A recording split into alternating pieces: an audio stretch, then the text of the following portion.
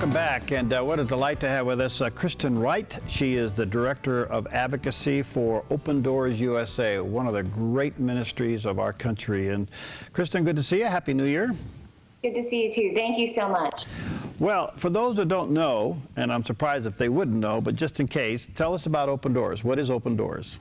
Well, Open Doors is an international organization with staff in over 60 countries working to assist Christians who face persecution simply because of their faith.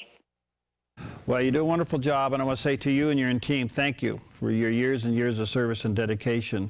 One of the things you track is one of those dangerous places for Christians to be in the world. Do you have a list of that this year? We do. You know, every year, Open Doors releases something called the Open Doors World Watch List. And this is a list that chronicles and documents persecution in 50 different countries. And so we rank them according to the places that are most dangerous to be a Christian today. So some of those top 10 areas in our world today would be North Korea. This tops the list. It has for the last several years. Iraq is number 2. And I think that, of course, many of us are familiar with the desperate plight of Christian refugees fleeing from areas now controlled by ISIS. Syria is also in the top 10, as well as countries like Eritrea, where Christians face extreme persecution simply because of their faith. So every year we compile this list, and essentially it's a tool. It's a tool for individuals. It's a tool for governments to understand better the situations affecting persecuted Christians and where that persecution comes from in different countries and what the issues are. Now, we've seen different stories and statistics, but Christian persecution across the globe is on the rise. Is that correct? That's correct. In fact, at Open Doors, we found that the past year, during this reporting period of 2015, has seen the most egregious persecution in the modern era. And so we've seen a systemic rise in persecution throughout countries where Muslim extremism is an issue. In fact, 35 of the 50 countries documented on the Open Doors World Watch List fall prey to Islamic extremism. So, do you have any numbers? How bad is it? Well, it's pretty substantial. In the past reporting period, Open Doors was able to document and verify that more than 7,000 Christians have been killed for their faith just within the past year. 2,400 churches have been attacked or destroyed in different parts of the world.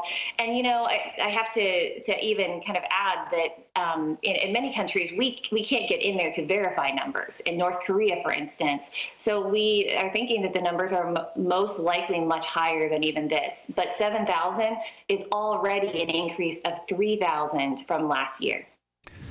Wow. So how does Christians exist in some of these countries? Say like Syria, I know that they have cities that are Christian, but is it just a matter of time for them? Yeah. Sorry. We're totally down here. Actually, within the last year and a half, I have visited Christians in Iraq. I've visited multiple borders with Syria. I've been to Lebanon. And so I've seen a little bit firsthand of what survival looks like in that context. And I will say that in Iraq, you know, Christians are subsisting day to day in a constant state of limbo. So it's been more than a year and a half since they were driven from their homes by ISIS. And Open Doors today supports multiple refugee camps clustered around churches in northern Iraq, where people are relying essentially on organizations like Open Doors to provide their meals. The economy is not good in northern Iraq, and so people are having trouble finding jobs. They're not able to support their families. And on top of that, education is an issue. Many of the kids are out of school. And then you have the emotional aspect of this, wherein people have left homes that were theirs for generations. So I talked to many Iraqi Christians who simply said, it's been over a year.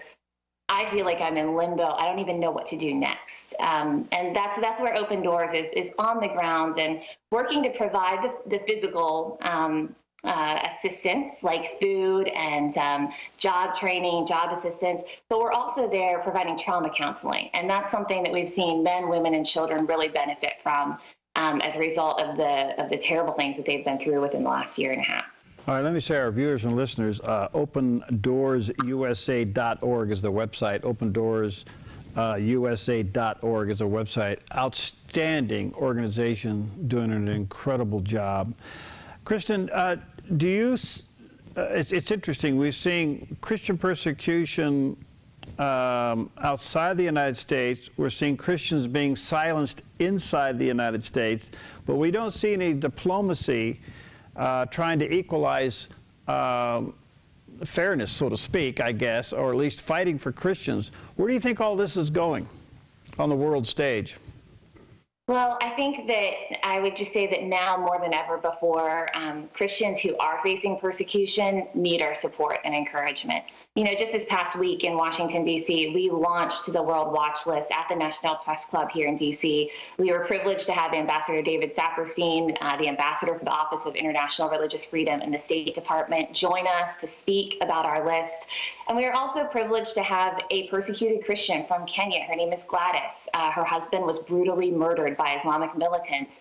And as I've just spent the last week with Gladys, taking her to meetings on the Hill and hearing her story time and again, I've just been more than ever impacted by this concept that we need to be there for our persecuted brothers and sisters. They need us and we need them. We need to hear their stories. We need to learn from their courage and their faith, and they need our encouragement and our support. You know, there are many things that individuals can do to stand with persecuted Christians. Among those things are to pray for them. That's number one, absolutely. The number two, to give resources, certainly, and help provide physical assistance. And then third, I would say to advocate. You know, I'm here in Washington, D.C., and we recently launched a petition at Open Doors to President Obama, urging him to make religious freedom a priority in some of these top 10 countries where Christians face the most dire persecution. We're asking him during the last year of his administration to really take a stand and really wake up to the fact that persecution is often an indicator of many different issues within a country, and religious freedom should be a priority. It shouldn't be kind of in the background, on the back burner. It should be forefront. Yeah, I'm disappointed that it's not mentioned more within these presidential debates out there. We're just not hearing the subject of. Exactly. I share your perspective on that. The other thing quickly, now, North Korea, you got a dictator that wants to control everything, including the oxygen people breathe, but the rest of the persecution is primarily coming from Islamic radicals against Christians. Is that true?